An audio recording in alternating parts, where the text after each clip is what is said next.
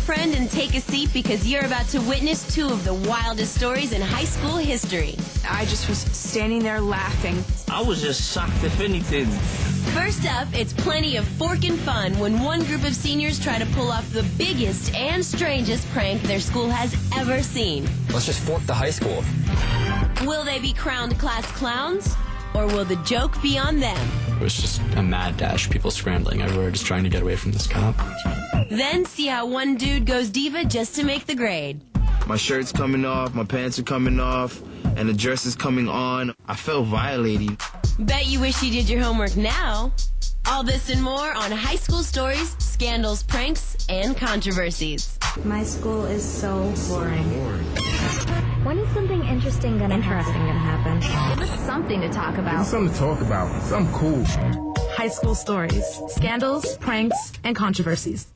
By now you've seen your share of high school stories that are just plain weird, but this one may top them all. See how one group of seniors try to pull off the largest prank their town has ever seen by tapping into their love of forks. Yes, forks. Just watch. Welcome to Lansdale, Pennsylvania, a quaint Philly suburb whose teen scene leaves much to be desired. Lansdale's probably one of the more boring towns that you would ever see anywhere. Lansdale's kind of a town where the kids kind of have to be creative to come up with something to do. The only thing interesting here is like the size of our high school. About 3,300 students attend North Penn High, making it one of the largest schools in the state.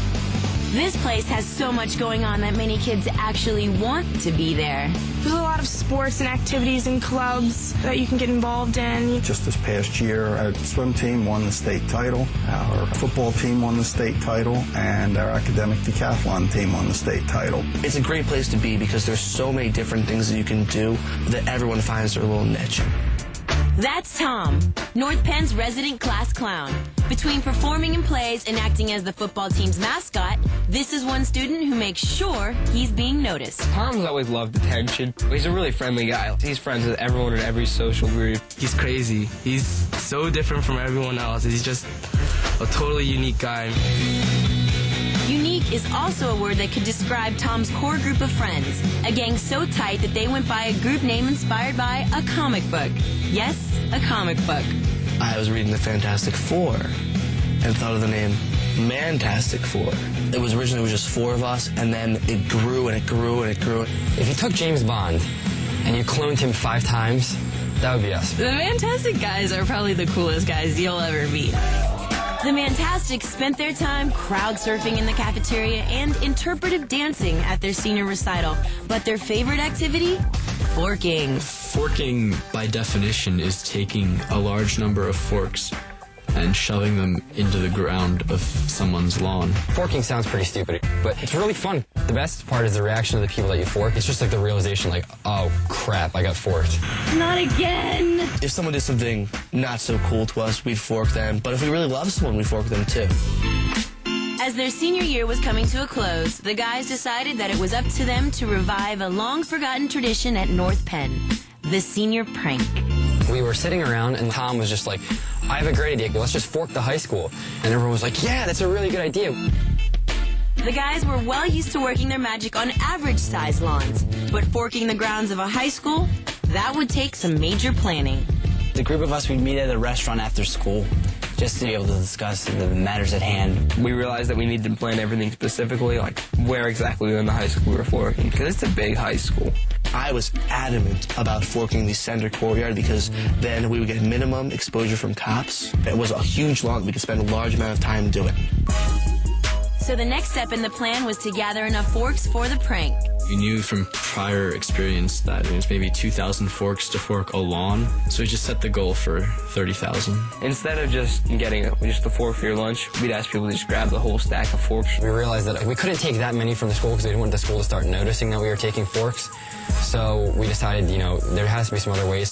We went to the supermarket, and we just take all the forks that they had on the shelf. We just put them in baskets and carts and wheel them up to the front. And buying every fork they had might have looked a little strange to the cashiers, but they sold it to us anyway.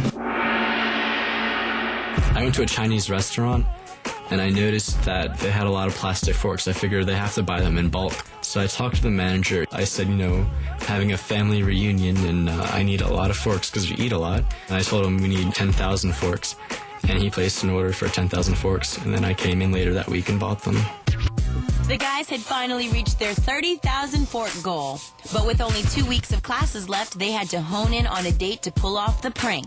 Tom actually talked to a security guard, and he was casually talking to them about their hours, and figured out that they weren't there on Sunday nights at all, that no one, in fact, was in the school on Sunday nights. To play it safe, the guys kept their Sunday date on the DL until the last minute. We really didn't give people that much warning. We only told people after school let out on Friday that we would do it that Sunday night. We were really just trying to get as many people as possible. We told everyone about it that we could. That whole weekend I was calling people, letting them know what day, what time, and what to bring. Finally, the night of the prank had arrived. Tom gathered his legions in his basement at midnight, eager to get the show on the road. I drastically underestimated how many people we would get. It was amazing how many people showed up. There were about 70 or 80 kids stuffed in Tom's basement. There was a lot of tension in the air.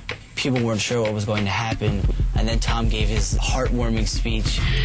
It was the 60th anniversary of D-Day when we did this. So I said, 60 years ago, our forefathers invaded the beaches of Normandy, France. Today we invade the lawns of North Penaf-Pod. The speech really helped a lot of us feel like there was a connection. It's kind of like one of those coach halftime speeches that really kick the guys' butts. After that, everyone began to get their forks and put them in bags, and we went. I woke up to a stream of kids leaving the house and all of the engines starting up simultaneously on 20 cars. It was like the Spanish Armada pulling out. It was really cool to watch and see everyone ready to do this. This was something that had been in the works for months and months, and it was finally going to happen. Coming up, will the prank go off as planned? The only sound that you could hear was the sound of forks being thrown to the ground. Or will the guys be caught fork-handed? To tell the truth, I'd never been that scared in my entire life. When High School Stories returns. So check it out. Our fork-obsessed seniors are set to landscape their school with a mere 35,000 plastic utensils. Why? It's senior prank time. Will it work? Well, you'll have to watch to find out. It's 2 a.m. Time for Tom to lead his forking legions in their offbeat assault on North Penn High. We parked in a neighborhood that's right behind the school. We got groups of people, and we all went to the one spot in the woods. One of the kids made us this gigantic wooden fork. And as we were going through the woods, I was carrying the big fork. We led the charge into the woods, and then the woods let us out right at where we were forking, and we went to work. There were the forkers, which you kind of say are like the worker bees. They were all about just putting the forks in the ground. And then there were the core group of the planners. We served as kind of like field commanders with Tom as our general. Tom was strictly professional the whole time. He wore a bright white sweatshirt so that everybody could see where he was. If they had any trouble or problems, they could go right to him. Everyone was really excited. Everyone was just really pumped. The only sound that you could hear was the sound of forks being thrown to the ground and me barking off orders. I would walk around, make sure everyone had forks, make sure everyone was doing a good job. And it was amazing because everyone was totally quiet and just fell into line.